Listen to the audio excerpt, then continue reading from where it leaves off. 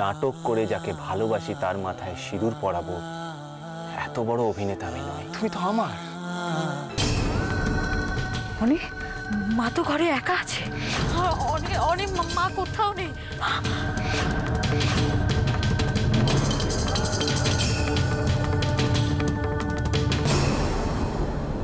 মা মা মা তুমি কোথায় মা? দুর্গা, অনেক তুমি মাকে খুঁজে পেলে? লনেও নেই আর সিকিউরিটিরাও কিছু বলতে পারছে না। বলতে পারছে না মানে? এত রাতে মা তাহলে কোথায় গেল? অনেক কি হয়েছে? দিদি, দুর্গা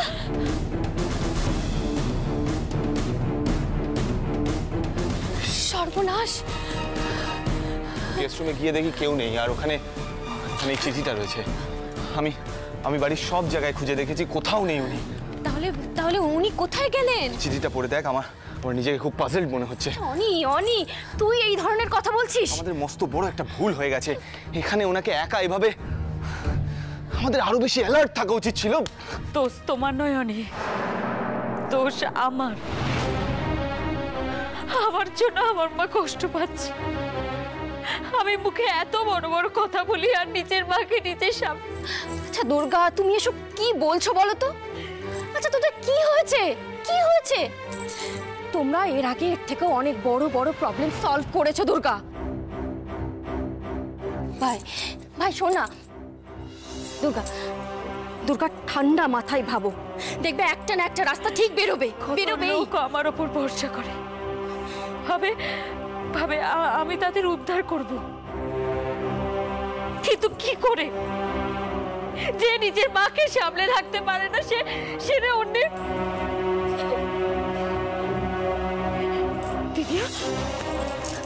দিদিয়া জানিস, আমি বাবাকে নিজের চোখের সামনে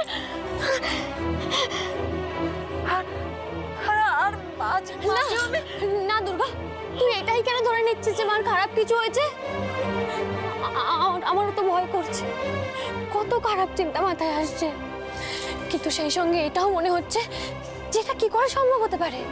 ভগবান আমাদের সঙ্গে এত বড় অবিচার কি করে করতে পারে? কোন সুবিচারটা করেছে ভগবান? আর ওনার ভরসায় তো আমি এই লড়াইটা লড়ছি না। লড়ছো তুমি তোমার বাবার মন্ত্রের জোরে, সেটা আমি জানি দুর্গা। তাহলে ভয় কিসের? হ্যাঁ, আমি ভয় করব না,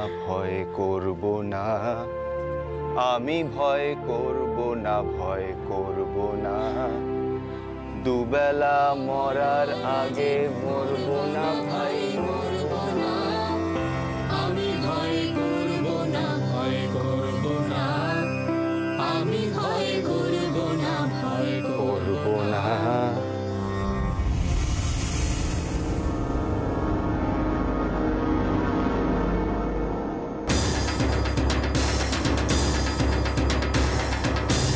ভয় নাকি করবে না? সিংহের মুখে পড়লে তখন বোঝা যাবে। আমি ভয় করব না তো ভয় করবে কে? তোর বাবা?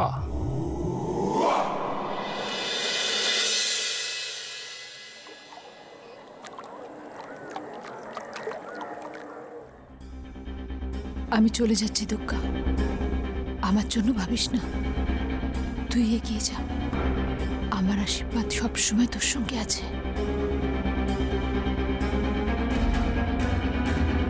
হাতের লেখাটা কি তোমার মায়েরই?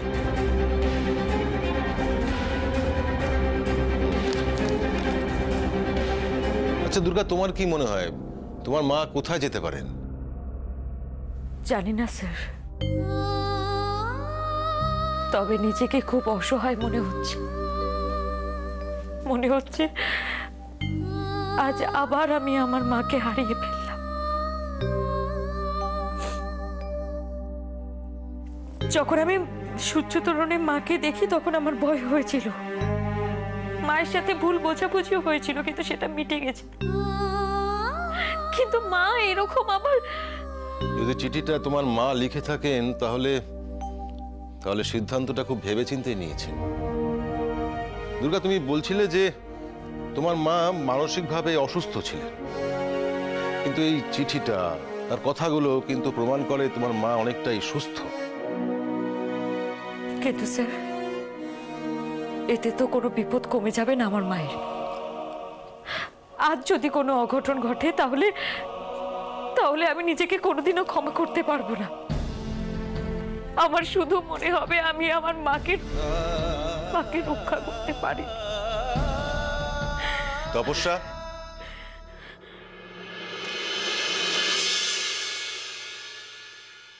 তপস্যা একবার এই ঘরে আসবে?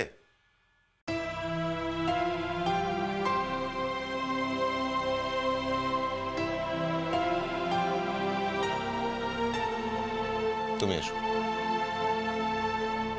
দুর্গা,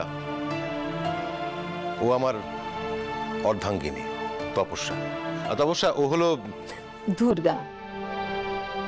মানে আপনি এই সিংহাসনটায় বসে আছি বলে বলছো? আমার কোমরের নিচ থেকে পা পর্যন্ত কোনো সার নেই। প্যারালাইসিস, তবে জন্মগত নয়, একটা অ্যাক্সিডেন্টে। তুমি আবার কেন এখন এসব শুরু করলে?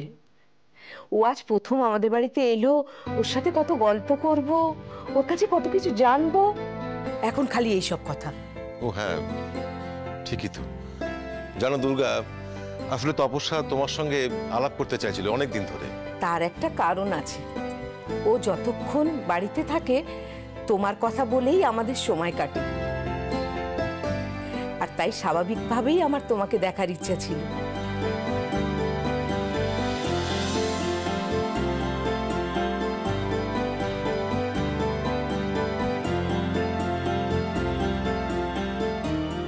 তোরসা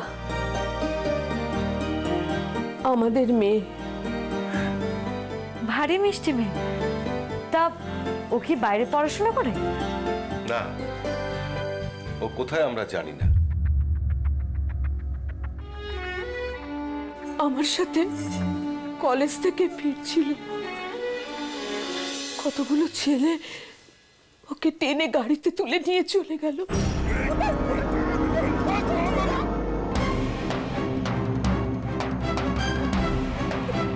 তপস্যাকে বাঁচাতে গিয়ে তপস্যার একটা অ্যাক্সিডেন্ট।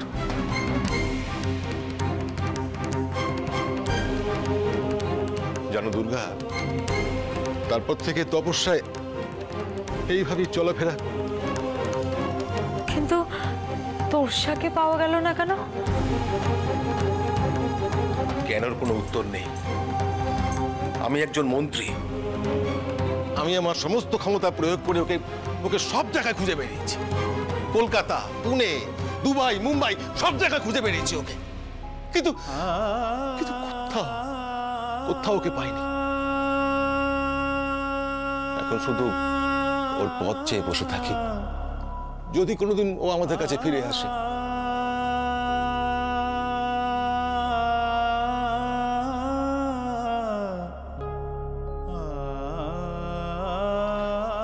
বাদ দাও। আসলে কি জানো দুর্গা, আজ তোরসার জন্মদিন, তাই তোমাকে অফিসে না নিয়ে গিয়ে সোজা আমার বাড়িতে আনলাম।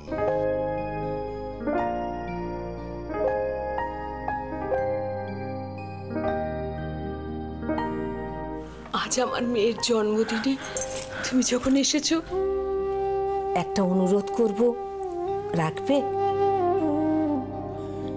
প্রত্যেক বছর নিজে হাতে তোরসার জন্য কেক বানাই, কিন্তু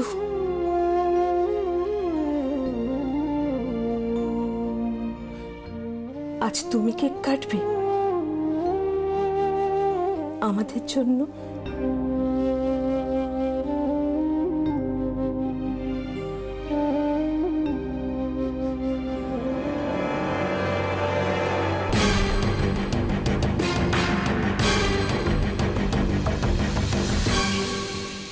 হোম মিনিস্টারের অফিসে না গিয়ে বাড়িতে গেছে, তুমি শিওর?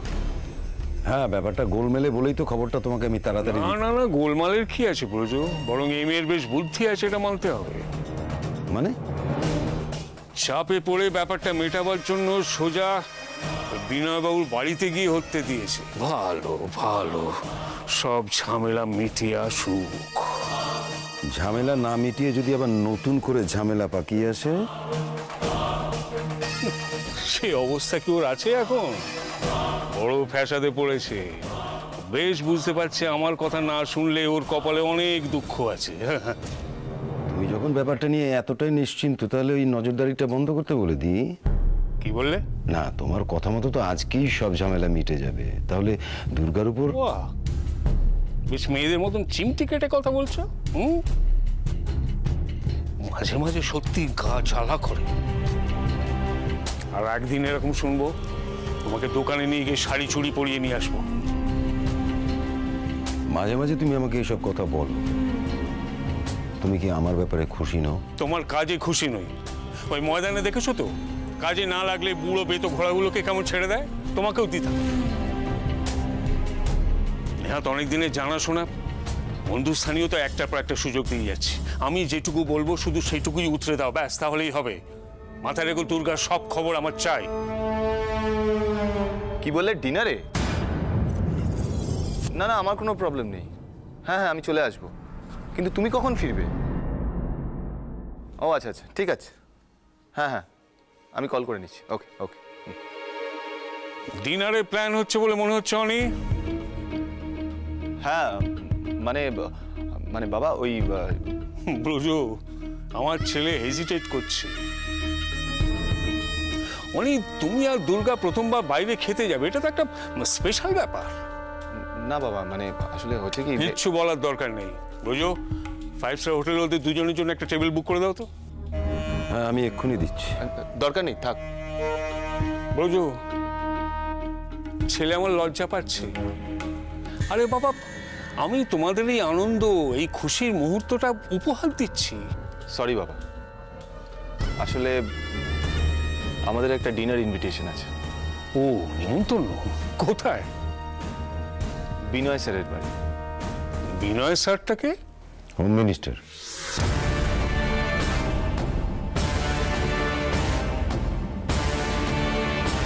হ্যাঁ, বলেছে যখন না যাওয়াটা ভালো দেখাবে না, তাই না?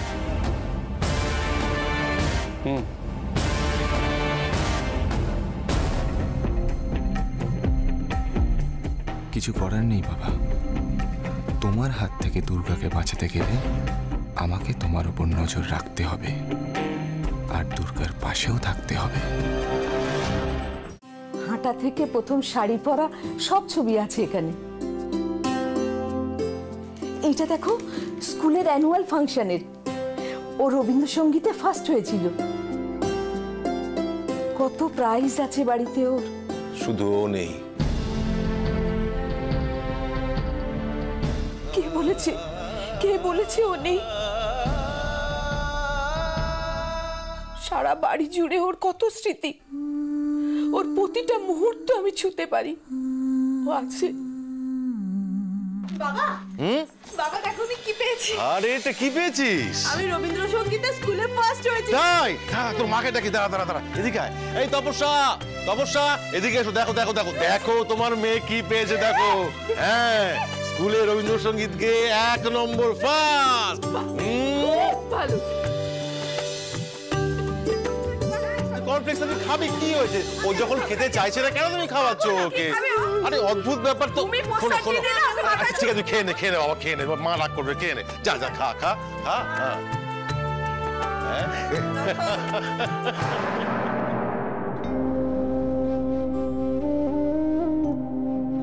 যেমন ওর নাম তেমনি ও ছিল। তোর নদীর মতোই স্বচ্ছ, প্রাণচঞ্চল। এত বড় হয়েও ও আমাদের ছাড়া চলতো না। বাবা মা অন্ত প্রাণ ছিল। আবদার ছিল রোজ ওর বাবা ওকে কলেজে দিয়ে আসবে আর আমি নিয়ে আসবো। একমাত্র ওই, মানে আমি তো তখন মন্ত্রী, কিন্তু সেসব গ্রাহ্যই করতো না। সারাক্ষণ আমরা ওকে ঘিরেছিলাম, তবু দেখো কোথা থেকে কি হয়ে গেল। দুর্গা, তোমাকে ভালো লাগার খুব খুব ব্যক্তিগত একটা কারণ আছে। কারণটা হলো তুমি অনেকটাই আমাদের তোরসা। যেদিন তোমাকে প্রথম দেখেছিলাম, আমার মনে হয়েছিল যেন আমাদের তোরসা ফিরে এসেছে।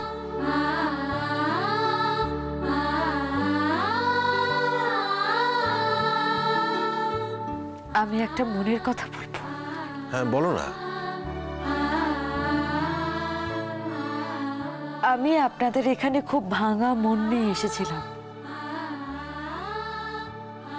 ভেবেছিলাম আমি সবকিছু হারিয়ে ফেলেছি, বাবা মা দিদিয়া বাড়ি,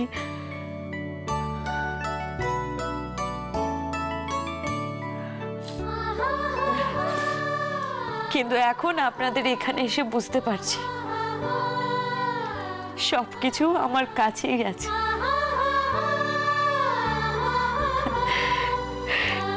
এটা আমাদের কাছে একটা বিশাল বড় পাওনা হলো দুর্গা,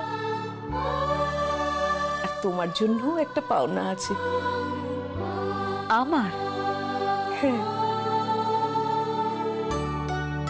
সোমা, প্যাকেটটা নিয়ে এসো তো।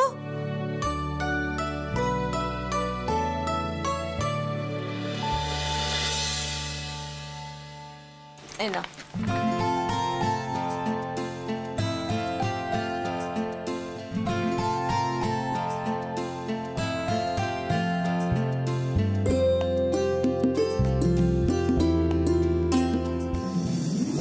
এইটা পরে আজ তুমি কেক কেটো, কেমন?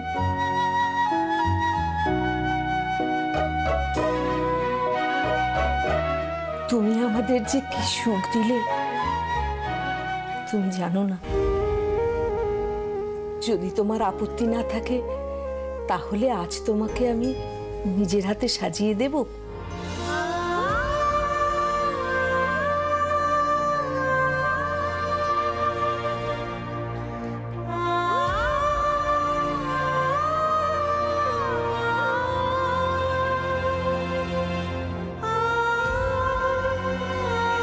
খুব ইচ্ছা করছে আমার, সাজিয়ে দিই।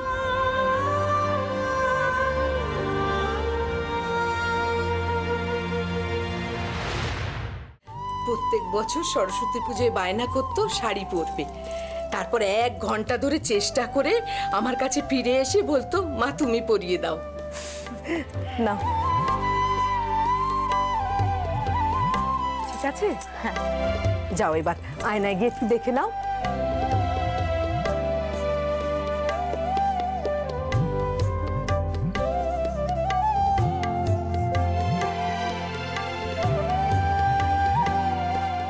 আজ এতদিন পরে মনে হলো আমি যেন আমার তোরসাকে সাজালাম। তপস্যা, কি হলো তোমাদের, হয়েছে? ব্যাস ওই ডাক এসে গেছে, এবার এসো দুর্গা। হ্যাঁ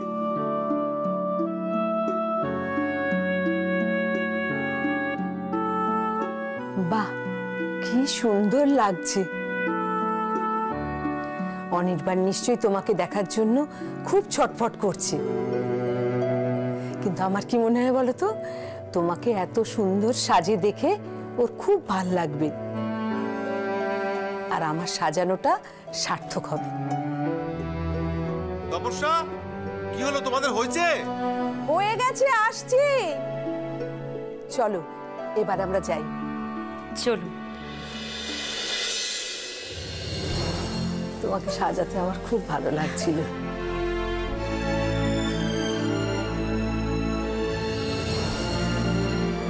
তপস্যা, আসছি আসছি।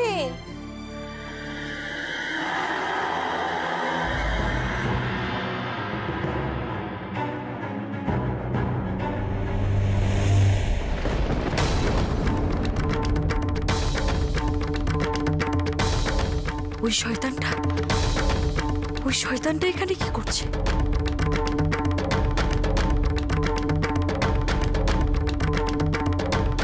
কি হলো দুর্গা?